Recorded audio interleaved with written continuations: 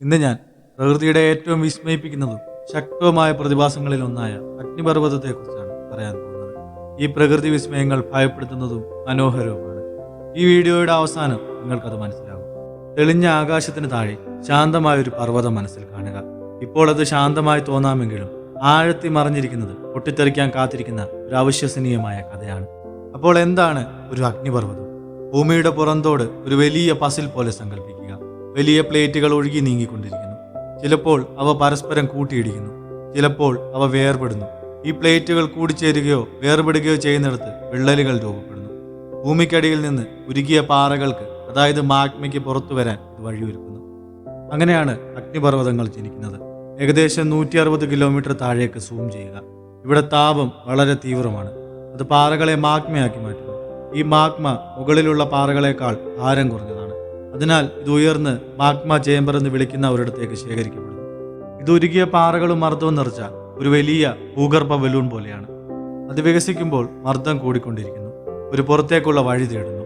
എന്നാൽ എല്ലാ കുഴപ്പങ്ങളും പൊട്ടിപ്പുറപ്പെടുന്നതിന് മുൻപ് അഗ്നിപർവ്വതങ്ങൾ പലപ്പോഴും ചില മുന്നറിയിപ്പ് സൂചനകൾ നൽകാറുണ്ട്.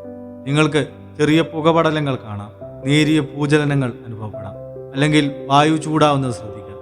ഇതെല്ലാം വലിയൊരു സ്ഫോടനം വരുന്നു എന്നതിൻ്റെ പ്രകൃതി നൽകുന്ന സൂചനകളാണ്.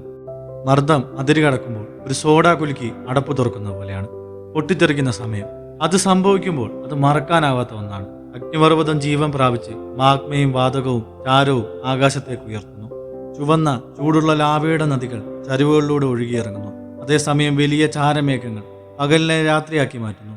എന്നാൽ യഥാർത്ഥ അപകടം പൈറോക്ലാസ്റ്റിക് പ്രവാഹങ്ങളാണ്. 100 കണക്കിന് കിലോമീറ്റർ വേഗതയിൽ താഴേക്ക് കുതിക്കുന്ന കത്തുന്ന വാതകത്തിന്റെയും ചാരത്തിന്റെയും പാറയുടെയും മേഘങ്ങൾ സങ്കല്പിക്കുക. അവയുടെ പാതയിലുള്ള എല്ലാം നശിപ്പിക്കുന്നു. അത് സങ്കല്പിക്കാൻ പോലും പ്രയാസമുള്ളൊരു നാശമാണ്. എന്നാൽ ഇവിടെയാണ് ട്വിസ്റ്റ്. ആ നാശങ്ങൾക്കും ശേഷം ജീവിതം ഒരു വഴി കണ്ടെത്തുന്നു. തീർച്ചയായും ഭൂമി ചാരത്താൽ മൂടപ്പെടുന്നു, കെട്ടിടങ്ങൾ തകരുന്നു, യാത്ര നിലയ്ക്കുന്നു. പക്ഷേ സമയം നൽകുക. അതേ അഗ്നിപർവ്വത മണ്ണുകൾ അവിശ്വസനീയമാമിതം ഫലഭൂയിഷ്ഠമായി തീരുന്നു. വിളകൾക്ക് അനുയോജ്യമാണത്. പുതിയ പാറകളും ധാതുക്കളും രൂപം കൊള്ളുന്നു. ഭൂപ്രകൃതിയെ പുനർരൂപകൽപ്പന ചെയ്യുന്നു.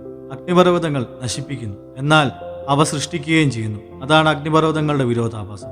അവ പ്രകൃതിയുടെ ആത്യന്തിക ശക്തിയുടെ നീക്കമാണ്, എന്നാൽ നമ്മുടെ ഗ്രഹത്തിന്റെ നിരന്തരമായ പരിണാമത്തെക്കുറിച്ചുള്ള ഒരു ഓർമ്മപ്പെടുത്തൽ കൂടിയാണ്. അവ വിസ്മയം ഉണർത്തുന്നു, ബഹുമാനം ആവശ്യപ്പെടുന്നു. ഓരോ തവണയും പൊട്ടിത്തെറിക്കുമ്പോൾ നമ്മളെ കുറച്ചുകൂടി വിനീതരാക്കുന്നു. അഗ്നിപർവ്വതങ്ങളുടെ ശാസ്ത്രലോകത്തിലേക്കുള്ള ഈ സ്ഫോടനാത്മക യാത്ര നിങ്ങൾ ആസ്വദിച്ചെങ്കിൽ അഭിപ്രായങ്ങൾ എന്നെ അറിയിക്കുക. ഈ വീഡിയോ ഇഷ്ടമായാൽ ലൈക്ക് ചെയ്യാനും ചാനൽ സബ്സ്ക്രൈബ് ചെയ്യാനും മറക്കരുത്.